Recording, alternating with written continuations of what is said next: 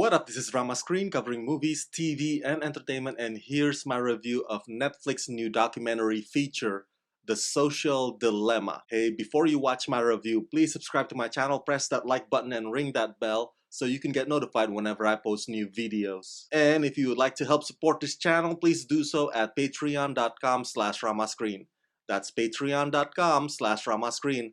Let's rock this. This documentary is like a double-edged sword, a catch-22 situation. Okay, first I will tell you what I think about the way this docu presents its subject matter and what it entails as far as its intentions are concerned, and then I will get a little political nearing the end and share with you my thoughts about this whole social media commotion, because the issue is far more complicated than any silver bullet can handle. The Social Dilemma as a docu itself is a fascinating one. It digs deep into the processes of taking advantage of human behavior for the purpose of capitalism, but it also tackles the broader picture of how social media affects democracy and the current public discourse. The information provided here can at times be illuminating, but other times it can also be troubling, especially when it starts to oversimplify and generalize things. Because when you do that,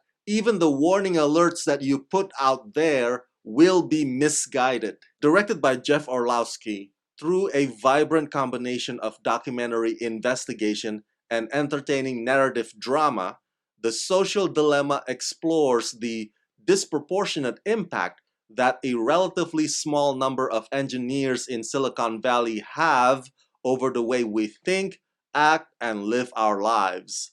It exposes and unveils the hidden mechanism behind everyone's favorite social media and search platforms, and it tackles the underlying cause of viral conspiracy theories, teenage mental health issues, rampant misinformation, and political polarization, and makes these issues understandable and urgent. This documentary previously premiered at Sundance, but as you watch it now, you can tell that they've updated themselves with footage and information regarding COVID-19 and anti-mask movement, and I'd say they did a pretty good job of adding those stuff in without it appearing to be out of place or without it being disruptive. While other documentaries often use some kind of animation to help better explain what they're trying to address to the audiences, The Social Dilemma uses reenactments starring Skylar Gisondo as every kid that's ever been addicted to their smartphones. And to a certain extent, this method does work in keeping you engaged, especially when you deal with jargons like algorithm and photo tagging and recommendation and ad placement. This docu boils all of those things down to a level that a fifth grader can understand. On the other hand, when this reenactment looks like a digital Tron console featuring B-quality performances, just like what reoccurs in this docu, it does come across as uncomfortably cheesy. The talking heads or the interviewees featured in this docu, some of them are psychologists, some of them are opportunists, and some are people who used to work at social media giant companies. So now they're like former mad scientists warning the villagers that the Frankenstein monster has gone out of control. But seriously though, we've known for a while that those websites or those social medias would use our personal data and our behavior on those sites as an indicator as to which advertisements that they would show to us. And they would create new user-friendly features that would keep you hooked, commenting, curious, and addicted. Well, the Social Dilemma documentary shows you how those processes work in details. And those testimonies are basically saying, hey, wake up, you are not the consumers, you are the product, you are the commodity.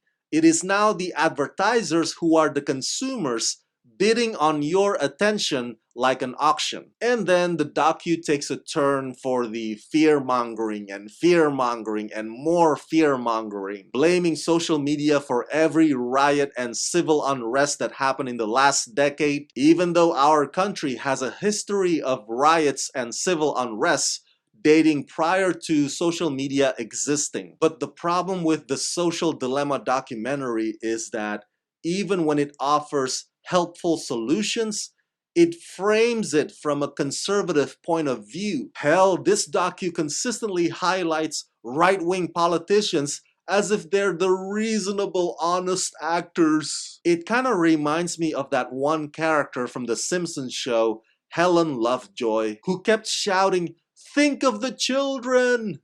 That's what this documentary does. Which leads me to my personal take on all of this. And again, as I implied earlier, this is a double-edged sword, catch-22 situation. Yes, social media has its downsides, but social media has also democratized the flow of information. If you associate social media with propaganda, then what do you think the days were before social media? When it was just television and newspaper and radio, they too did propaganda. Anyone remember Judith Miller's New York Times articles that got everybody into supporting the illegal Iraq war? So what social media does is get rid of those old gatekeepers and makes it possible for exchanges of ideas and information, whatever form they may be, to come to surface. If you argue, well, Rama, it has gotten out of hand